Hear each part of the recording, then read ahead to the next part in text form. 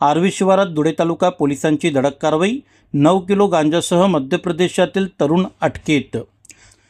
धुळे तालुका पोलिसांनी आर्वी शिवारात गांजा तस्करी करणाऱ्या 20 वर्षीय तरुणाला अटक करून सुमारे 1,96,240 रुपये किमतीच्या 9 किलो गांजा जप्त केला आहे।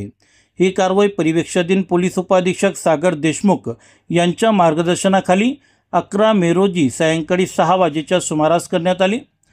गोपनीय माहितीच्या आधारे पोलीस उपनिरीक्षक दीपक धनवटे, कृष्णा पाटील, सुमित ठाकूर, चेतन कंखरे, कुणाल पानपाटील, विशाल पाटील, निलेश पाटील व कुणाल शिंगाणे यांच्या पथकाने आर्वी शिवारातील एका हॉटेलसमोर सापळा रचला।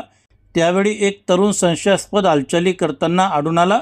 त्याची झडती घेतली असता त्याच्याकडे गांजा सदृश्य मादक पदार्थ आढळून आला।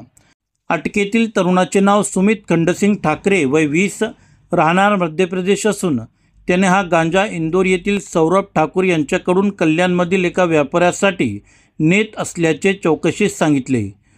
पोलिसांनी त्याच्याकडून 9 किलो वजनाच्या हिरवट राखाडी रंगाच्या गांजा सदृश्य पदार्थ जप्त केला। या प्रकरणी पोलीस कॉन्स्टेबल महेंद्र गिरासे यांच्या तक्रारीवरून धुळे तालुका पोलीस ठाण्यात गुन्हा दाखल करण्यात आला असून पुढील तपास पोलीस उपनिरीक्षक कृष्णा पाटील करीत आहेत। नमस्कार, मी परिवीक्षाधीन पोलीस उपाधीक्षक सागर देशमुख, धुळे तालुका पोलीस स्टेशन इन्चार्ज। मला माझ्या टीमला मिळालेल्या गोपनीय माहितीच्या आधारावरती काल दिनांक 11/5/2025 रोजी सायंकाळी 6 वाजता सापळा रचून आम्ही गांजा सदृश्य पदार्थ घेऊन उभा असणाऱ्या आरोपी नामे सुमित खडसिंग ठाकरे, वय 20, राहणार मध्य प्रदेश याला ताब्यात घेतले आहे। याच्याकडे आम्हाला जवळपास 9 kg गांजा सदृश्य पदार्थ सापडला आहे। याची सुमारे किंमत 1,96,000 रुपये आहे।